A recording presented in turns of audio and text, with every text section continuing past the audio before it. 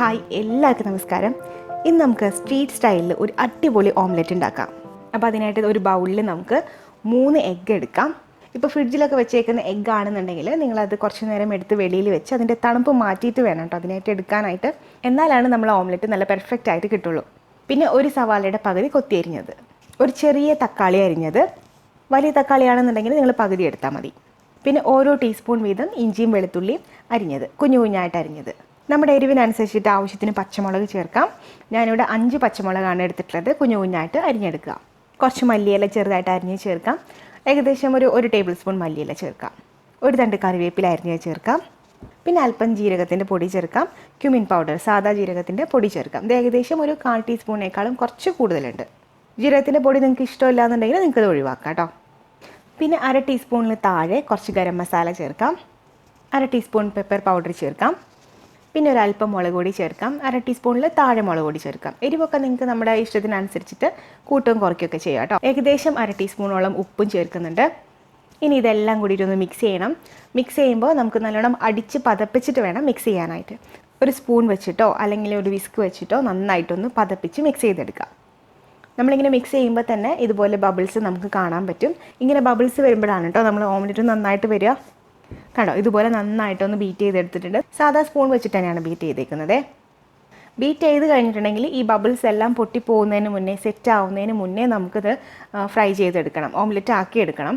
അപ്പോൾ അധികം വൈകാതെ തന്നെ നമുക്കിത് പൊരിച്ചെടുക്കാം. അപ്പോൾ അതിനായിട്ട് ഞാനൊരു പാൻ വെച്ചിട്ടുണ്ട്, പരന്ന പാൻ വെച്ചിട്ടുണ്ട്. പാൻ നന്നായിട്ടൊന്ന് ചൂടായിട്ട് വരട്ടെ. അപ്പോൾ ഈ പാൻ ഒന്ന് ചൂടാവുന്ന സമയം കൊണ്ട് നമുക്ക് വേണമെങ്കിൽ ഒന്നും കൂടി ഒന്ന് ബീറ്റ് ചെയ്തുകൊണ്ടിരിക്കാം കേട്ടോ. ആ ഒരു ബബിൾസ് പൊട്ടി പോകുന്നുണ്ട് എന്നുണ്ടെങ്കിൽ കുറച്ചും കൂടി നമുക്കൊന്ന് ബീറ്റ് ചെയ്തുകൊണ്ട് തന്നെ ഇരിക്കാം. ആ ബബിൾസോട് കൂടി തന്നെ വേണം നമുക്ക് ചട്ടിയിലേക്ക് ഒഴിക്കാനായിട്ട്. അപ്പോൾ അതിന് വേണ്ടിയിട്ടാണ്. ചട്ടി ചൂടായിട്ട് വന്നിട്ടുണ്ട്. അപ്പോൾ നമുക്കിതിലേക്ക് ഓയിൽ ഒഴിക്കാം. ഞാനിപ്പോൾ സാധാരണ വെളിച്ചെണ്ണയാണ് യൂസ് ചെയ്യണത്. നിങ്ങൾക്ക് ഏത് ഓയിൽ വേണമെങ്കിലും കുഴപ്പമൊന്നുമില്ല. നമ്മുടെ ടേസ്റ്റിനനുസരിച്ചിട്ട് ഏത് ഓയിൽ വേണമെങ്കിലും ഒഴിക്കാം. കുറച്ച് മതി. നമ്മളിങ്ങനെ കൈ വെച്ച് നോക്കുമ്പോൾ നമ്മൾ കയ്യിലേക്ക് ആവി അടിക്കണം. അപ്പോൾ ആ ഒരു ചൂട് വേണം ചട്ടിക്ക് കേട്ടോ. എന്നിട്ടാണ് നമ്മളിത് ഒഴിക്കുന്നത്. ഇപ്പോൾ നമ്മൾ പാകത്തിന് ചൂടായിട്ടുണ്ട്. നമുക്കിത് അങ്ങനെ ഇതിലേക്ക് ഒഴിക്കാം. ഒഴിക്കുമ്പോൾ വേണമെങ്കിൽ നിങ്ങൾക്ക് തവി വെച്ച് ഒഴിക്കാം. ഞാൻ അങ്ങനെയല്ല, അങ്ങനെ തന്നെ ഒഴിക്കുകയാണ് കേട്ടോ.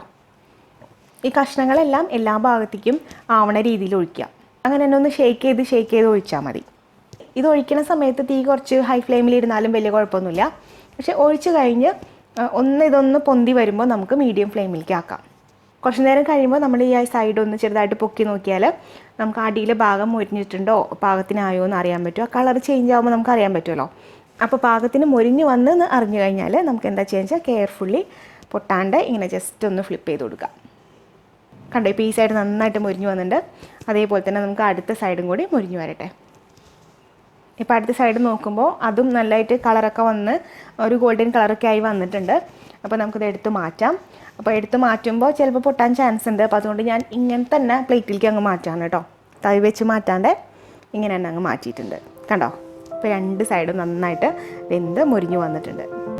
അപ്പോൾ നമ്മുടെ മസാല ഓംലെറ്റ്, അതായത് സ്ട്രീറ്റ് സ്റ്റൈലിലുള്ള മസാല ഓംലെറ്റ് റെഡി ആയിട്ടുണ്ട്. നല്ല ടേസ്റ്റാണ്. നമുക്ക് സാധാ ഓംലെറ്റൊക്കെ കഴിച്ച് ഒന്ന് ബോറടിക്കുമ്പോൾ ഒക്കെ നമുക്ക് ട്രൈ ചെയ്യാവുന്നതേ ഉള്ളൂ. അപ്പോൾ തീർച്ചയായിട്ടും നിങ്ങളെല്ലാവരും ട്രൈ ചെയ്ത് നോക്കുക. ട്രൈ ചെയ്തിട്ട് ഫീഡ്ബാക്സ് ഒക്കെ എന്നെ അറിയിക്കുക കമൻറ്റായിട്ട്. വീഡിയോ ഇഷ്ടപ്പെട്ടിട്ടുണ്ടെങ്കിൽ ലൈക്ക് ചെയ്യുക, ഷെയർ ചെയ്യുക, കമൻറ്റ് ചെയ്യുക.